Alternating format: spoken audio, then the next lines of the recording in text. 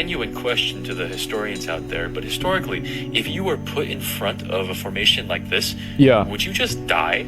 I asked probably, this question because in every Total War game I've ever played, the guys in front, they're always dead. You know, my friends, it genuinely is a good question. How exactly do you determine who goes to the front line? Yeah, Does everyone in the front line just die while everyone in the back gets to relax? Well, no, but also on that note, it does depend entirely on the culture, type of fighting, etc. that you are doing. The first thing that one needs to understand about warfare is that in fighting, it is both extremely brutal and simultaneously exhausting. Yeah, you will I'd be not tired. be able to fight on the front line for an extended period. You will exhaust yourself very quickly, oftentimes after only a couple of minutes. Yeah. As such, cycling out what troops are on the front is extremely important, and that is not something that is typically represented in a lot of video games. Oh, that makes sense. Historically, certain cultures and groups... Yeah, so it's basically like microing in StarCraft, but it's in real life.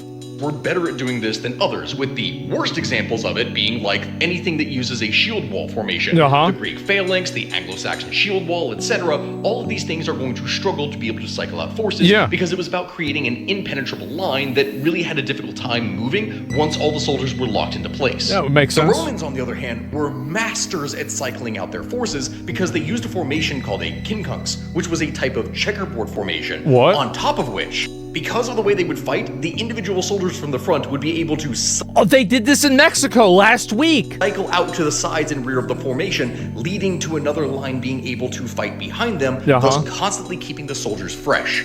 This means that when the Roman soldiers went up against phalanxes or other formations of barbarian tribes utilizing shield walls, the Romans were oftentimes able to wear out the enemy in front of them that literally could not stand against them, and their front line would collapse from exhaustion. Damn.